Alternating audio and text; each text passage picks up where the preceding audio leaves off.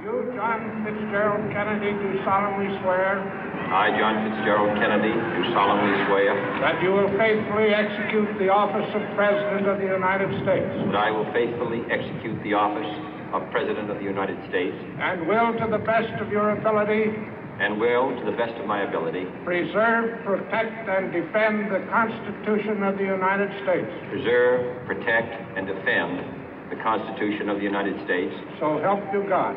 So help me God.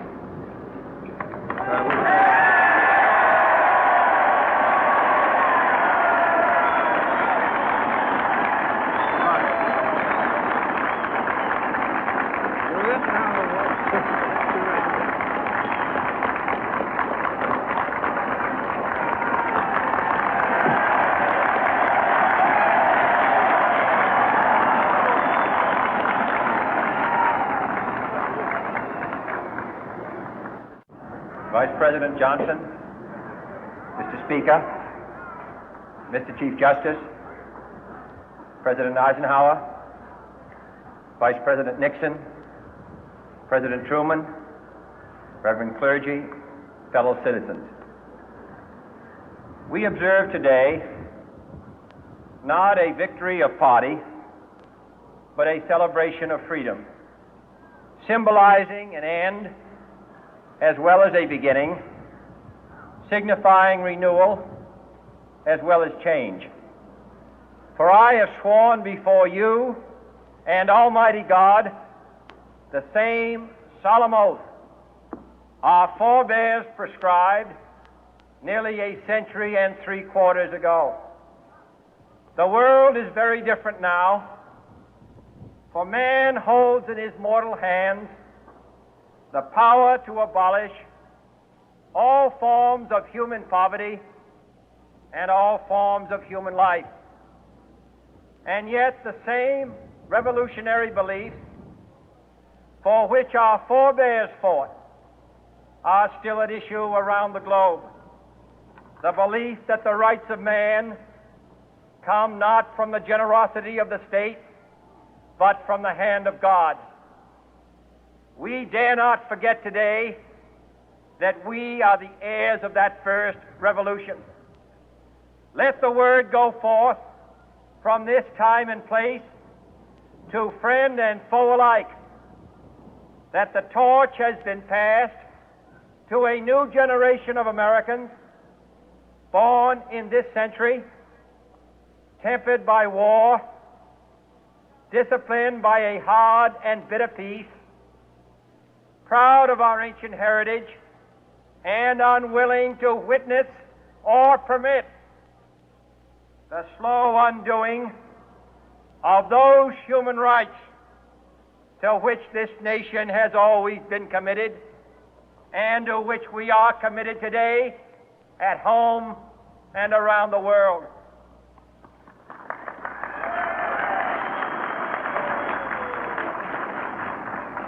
Let every nation know, whether it wishes us well or ill, that we shall pay any price, bear any burden, meet any hardship, support any friend, oppose any foe to assure the survival and the success of liberty.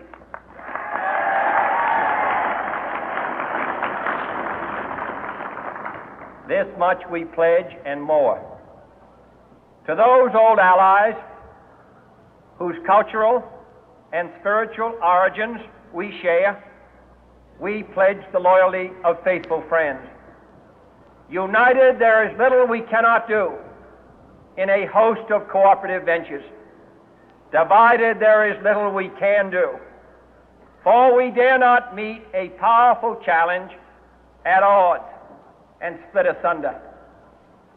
To those new states whom we welcome to the ranks of the free, we pledge our word that one form of colonial control shall not have passed away, merely to be replaced by a far more iron tyranny. We shall not always expect to find them supporting our view, but we shall always hope to find them strongly supporting their own freedom, and to remember that in the past, those who foolishly sought power by riding the back of the tiger ended up inside.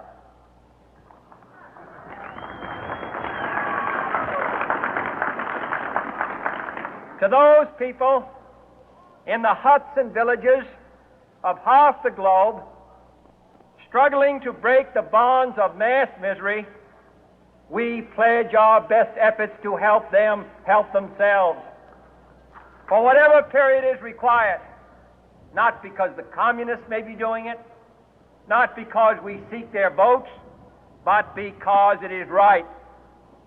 If a free society cannot help the many who are poor, it cannot save the few who are rich.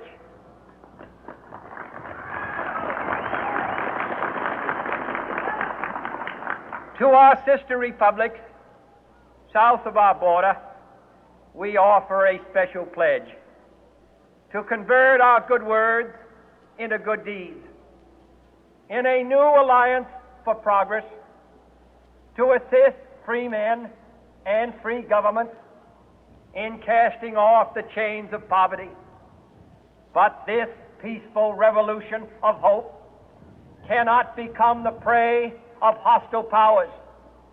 Let all our neighbors know that we shall join with them to oppose aggression or subversion anywhere in the Americas.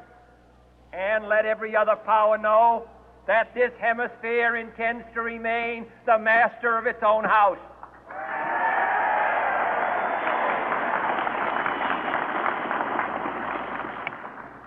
To that World Assembly of Sovereign States, the United Nations, our last best hope, in an age where the instruments of war have far outpaced the instruments of peace, we renew our pledge of support to prevent it from becoming merely a forum for invective, to strengthen its shield of the new and the weak, and to enlarge the area in which its writ may run. Finally, to those nations who would make themselves our adversary, we offer not a pledge, but a request that both sides begin anew the quest for peace. Before the dark powers of destruction, unleashed by science, engulf all humanity in planned or accidental self-destruction, we dare not tempt them with weakness, for only when our arms are sufficient beyond doubt can we be certain beyond doubt that they will never be employed. But neither can two great and powerful groups of nations take comfort from our present course, both sides overburdened by the cost of modern weapons, both rightly alarmed by the steady spread of the deadly atom, yet both racing to alter that uncertain balance of terror that stays the hand of mankind's final war. So let us begin anew, remembering on both sides that civility is not a sign of weakness, and sincerity is always subject to proof. Let us never negotiate out of fear, but let us never fear to negotiate.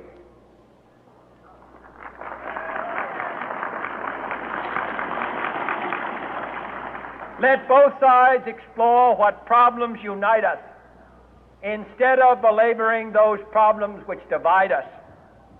Let both sides, for the first time, formulate serious and precise proposals for the inspection and control of arms, and bring the absolute power to destroy other nations under the absolute control of all nations.